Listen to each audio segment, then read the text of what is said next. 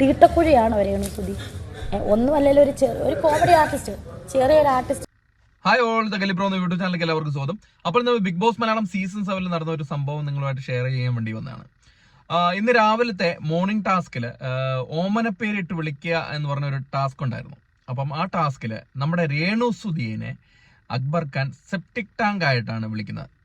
ഓമനപ്പേര് കൊടുത്തത് septic tank എന്നാണ്. അതിന്റെ കാരണം എന്താണെന്ന് അക്ബർ ഖാൻ പറയുന്നത്, രേണു ഒരു ടോക്സിക് ആയിട്ടുള്ള ഒരു പേഴ്സൺ ആണ്. അപ്പൊ നമ്മുടെ ശരീരത്തിലുള്ള ടോക്സിക് എല്ലാം എവിടെ കൊണ്ടേ നമ്മൾ ഡംപ് ചെയ്യുന്ന സെപ്റ്റിക് ടാങ്കിലാണ്.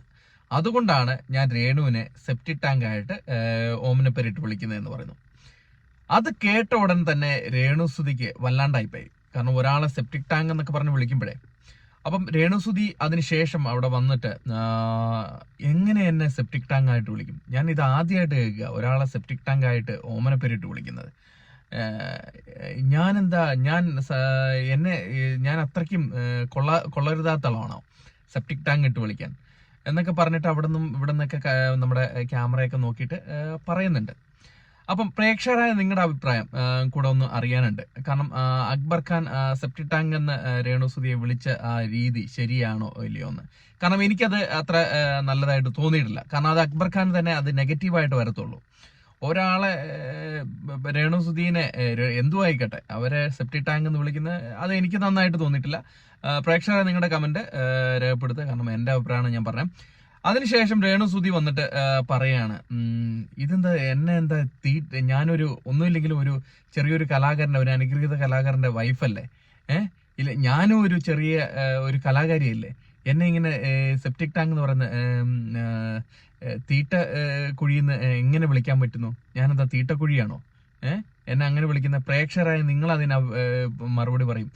ഇതെല്ലാം പ്രേക്ഷകർ കണ്ടുകൊണ്ടേക്കല്ലേ, അവർക്കറിയാം ഞാൻ തീട്ടക്കുഴിയാണോ അല്ലയോ എന്ന്.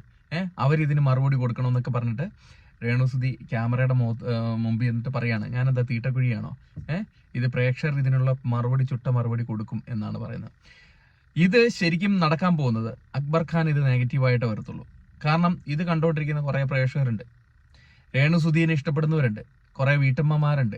അവര് ഇങ്ങനെ ഒരാളെ തീട്ടക്കുഴി എന്നൊക്കെ അവഹേളിക്കുമ്പോൾ അത് നോക്കിയിരിക്കുന്നു എനിക്ക് തോന്നുന്നില്ല. എനിക്കത് പേഴ്സണലി അങ്ങനെയാണ് തോന്നിയത്. നിങ്ങൾക്ക് എന്താ തോന്നിയെന്നും കൂടെ നിങ്ങൾ കമന്റിൽ രേഖപ്പെടുത്തണം.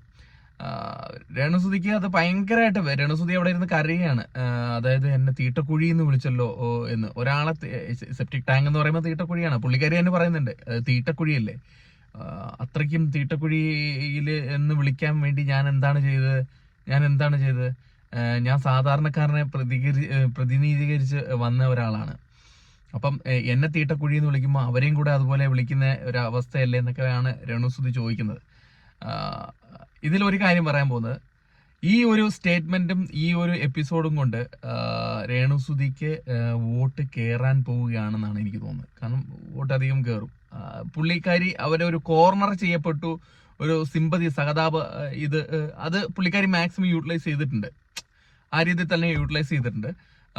കാരണം അങ്ങനെ ഒരു ഓമനപ്പേരിട്ട് വിളിച്ചതിന് അത് പ്രേക്ഷകരിലേക്ക് ഒരു രീതിയിൽ എത്തിക്കാൻ രേണുസുതിയെ കൊണ്ട് സാധിച്ചിട്ടുണ്ട്. അതൊരു നല്ലൊരു ഗെയിമറിന്റെ ഒരു കാര്യമാണ്. സംഭവം അത് അവിടെ നിന്ന് ഒരു ടാസ്ക് ആണെങ്കിലും അതുവഴി ജനങ്ങളെ കയ്യിലെടുക്കുന്ന രീതി. കാരണം സെപ്റ്റിക് ടാങ്ക് എന്ന് പറഞ്ഞതിന് പുള്ളിക്കാരി തന്നെ പറഞ്ഞു, ഞാനത് തീട്ടക്കുഴിയാണോ എന്ന് പറയുമ്പോൾ ഇതിന്റെ ഇതേ മാറും. ഒരു ഇംഗ്ലീഷ് ലെവലിൽ നിന്ന് ആ തീട്ടക്കുഴി, അയ്യോ അവരെ അങ്ങനെ വിളിച്ചോ എന്ന് പ്രേക്ഷകരുടെ ഇടയിൽ അത് തോന്നും. അത് പ്രൊമോ ആയിട്ട് തന്നെ അത് വന്നിട്ടുണ്ട്. അതായത് രേണുസുതിനെ സെപ്റ്റിക് ടാങ്ക് എന്ന് വിളിച്ചതിന്റെ കാരണം പ്രൊമോ ആയിട്ട് തന്നെ വന്നിട്ടുണ്ട്. അത് ശരിക്കും പറഞ്ഞാൽ അത് രേണുസുതിക്കാണ് ഇതിൽ പോയിന്റ് കൂടുതൽ കിട്ടുക. പ്രേക്ഷകർ കുറെ പേര് രേണുസുതിയെ സപ്പോർട്ട് ചെയ്യും. എനിക്ക് തോന്നുന്നു അക്ബർ ഖാൻ ഇപ്പം നെഗറ്റീവ് ഇത് വരാൻ അടിക്കുന്നുണ്ട്. കാരണം ഇന്ന് വേറൊരു ഇൻസിഡന്റിലും അനിമോളിനെ മുടി പറിച്ചിട്ട് എനിക്ക് ഈ രോമമാണെന്ന് വരെ ഷാനവാസും അക്ബർ ഖാനും തമ്മിലുള്ള സംഭാഷണത്തിൽ വന്നിട്ടുണ്ട്. പക്ഷെ അക്ബർ ഖാൻ നല്ലൊരു ഗെയിമറായിരുന്നു. പക്ഷെ ഇങ്ങനെയൊക്കെയുള്ള കാര്യങ്ങളൊക്കെ പലർക്കും നെഗറ്റീവായിട്ട് വരും. പ്രേക്ഷകരായ നിങ്ങളുടെ അഭിപ്രായം കൂടെ ഒന്ന് പറയണം. ഇതിൽ അക്ബർ ഖാൻ നെഗറ്റീവായിട്ട് വരുമോ അതോ രേണുസുതിക്കാണോ നെഗറ്റീവായിട്ട് വരിക എന്ന് കൂടെ നമ്മുടെ വീഡിയോയുടെ കമന്റ് ആയിട്ട്. അപ്പോൾ അടുത്തൊരു ബിഗ് ബോസ് സംബന്ധമായിട്ടുള്ള ന്യൂസുമായിട്ട് വരുന്നവരെ ടാറ്റാ ബൈ.